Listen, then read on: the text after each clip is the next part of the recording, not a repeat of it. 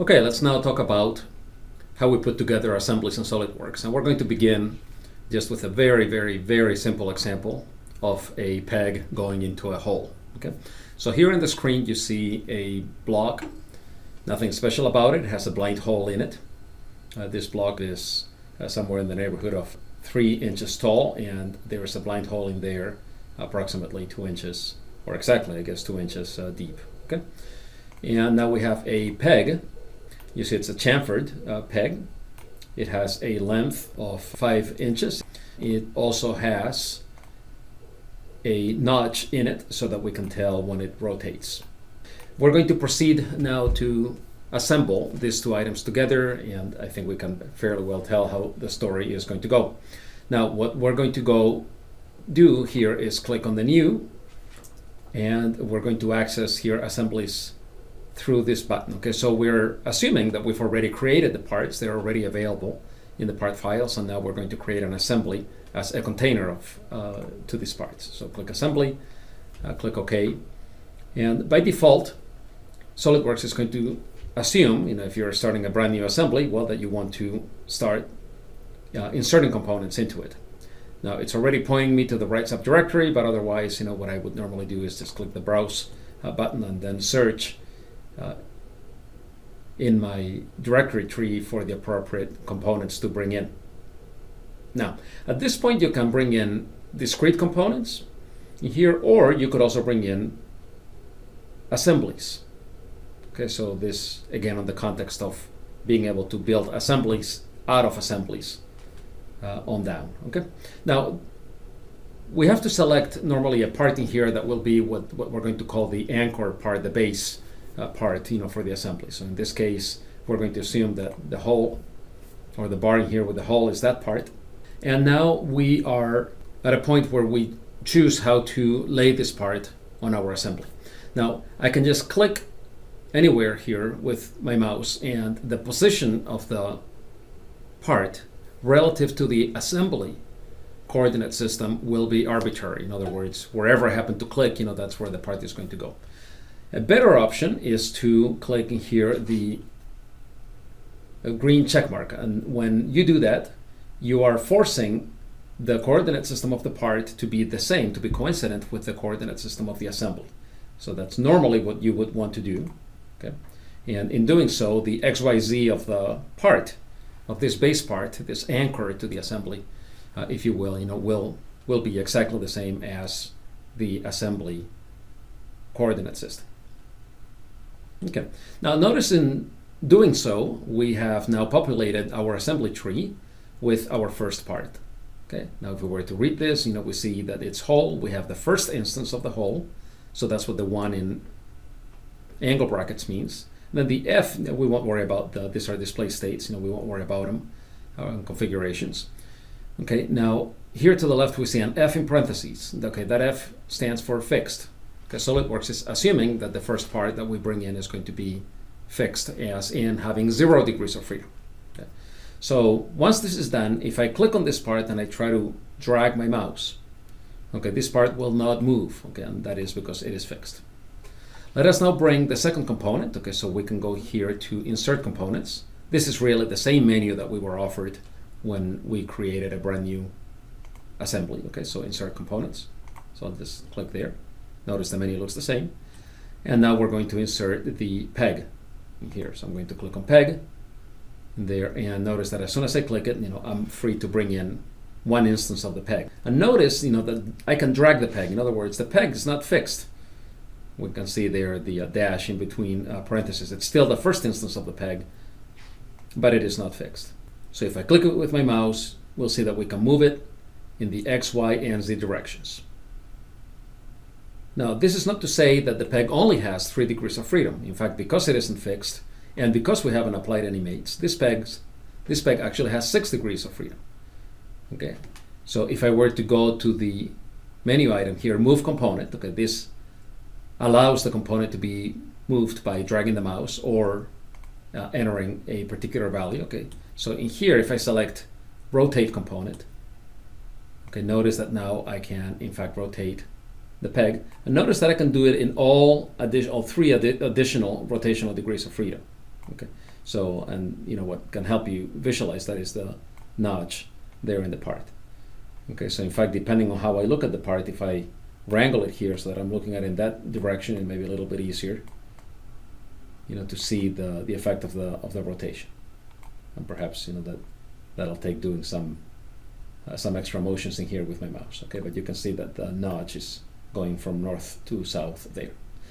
Now, I suppose that if we were very careful and very purposeful, we could rotate our part to be vertical and then very carefully come over here to move the component, and we could eventually insert it in the hole. Okay, and again, this would be a thoroughly silly thing to do. So instead, what we're going to do is we're going to define geometrical relationships, okay, between the peg and the hole in here in order to establish its position precisely. Okay, these relationships are in fact what we know as assembly constraints, or in SolidWorks parlance, assembly mates. Now, what sort of relationship do we want between the peg and the hole? Okay, well, I think it won't be hard to argue that we would want this peg to be concentric, okay, with the diameter of the hole. Okay, so this is how the story goes. Okay, just simply select the diameter of the peg, hold the shift key or the control key, select the diameter of the hole, the ID of the hole, and now you're going to be given a phantom menu, or a pop-up menu, very, very similar to what you had with constraints. It's going to look a little bit different. Some of these things will look familiar, some others will not. Okay, so we have, what's known as a concentric mate available. Now, your other access to this is to simply click on the mate button in here. Okay, and then you will be given a range of options in here, and notice that something already happened, some motion already happened. And the nature of that motion is that SolidWorks, in its wisdom, is thinking that you probably want the concentric constraints, since you have selected two cylindrical bodies. Now, as with sketch constraints, SolidWorks is going to guess. Typically, it's going to guess well, but it's not always going to guess correctly. So as I like to say, do not let SolidWorks bully you into a decision that you do not intend to take. In fact, you could select a different relationship, and SolidWorks is nice enough to only make available those relationships, assembly constraints, assembly mates, that make geometrical sense for your chosen selection of features. Okay, so in this case, two round surfaces can be concentric. That is the default mate, and that is in fact in this case what we want. Okay, so we will accept that mate, accept again. Okay, and now we have a peg inserted into the hole.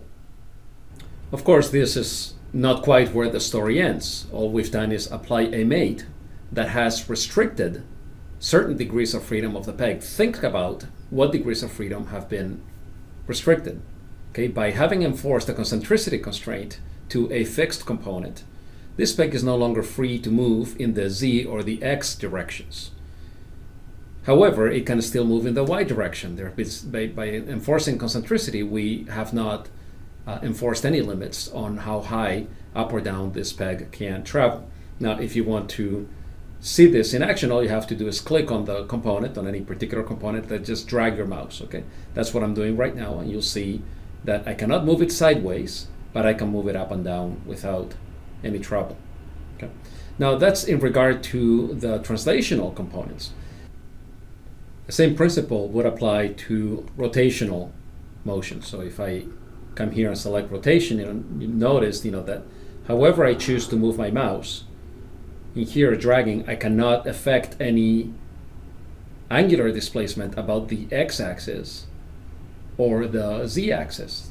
However, there's nothing keeping me from rotating the peg along its longitudinal axis, and you can see in there the phantom line. And there, as I move, you can see that it also moves. Okay. Now I can, in fact, come here to linear translation, and we can look at this here in action. Okay, so we'll come back again to rotate the component, and you'll see that I'm free to rotate it this way, and of course to move it up and down. Now count the number of degrees of freedom that are left for this peg. This peg can translate up and down, and it can also rotate, but only about one axis. So we speak of this component as having lost 4 degrees of freedom or retaining 2 degrees of freedom. All right, well, to finish the exercise, we'll notice first of all that the peg is upside down, right? Okay, well, that's not a problem. What we do is we go back to the mate. And by the way, the mate is now part of the design tree. Okay, there's for assemblies.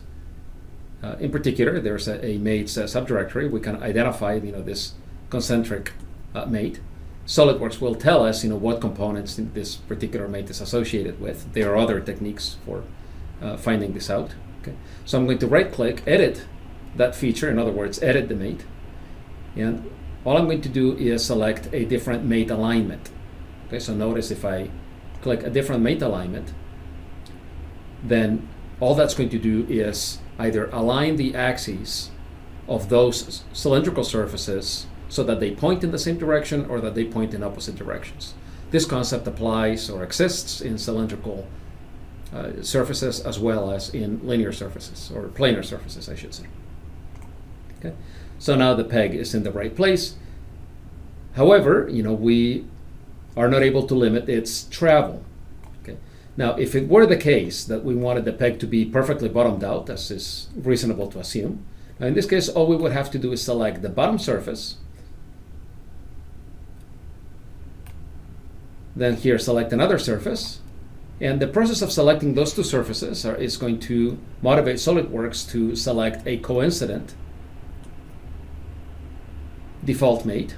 Okay. Again, we may not necessarily want those to be coincident, but we'll assume that that is in fact what we want right now. We can accept that mate. So now we will have a total of 2 mates in our tree, and the combined effect of a concentric and a coincident constraint for this peg means that I can only rotate it, but I can no longer translate the peg. So the peg has lost all its translational degrees of freedom, and it retains a single rotational degree of freedom. Okay, and this concludes this particular exercise. So let's say that I'm not concerned about the rotational position of the peg. So my assembly is satisfied as is. Okay, we'll explore some more advanced, some more additional mates in here in the next lecture.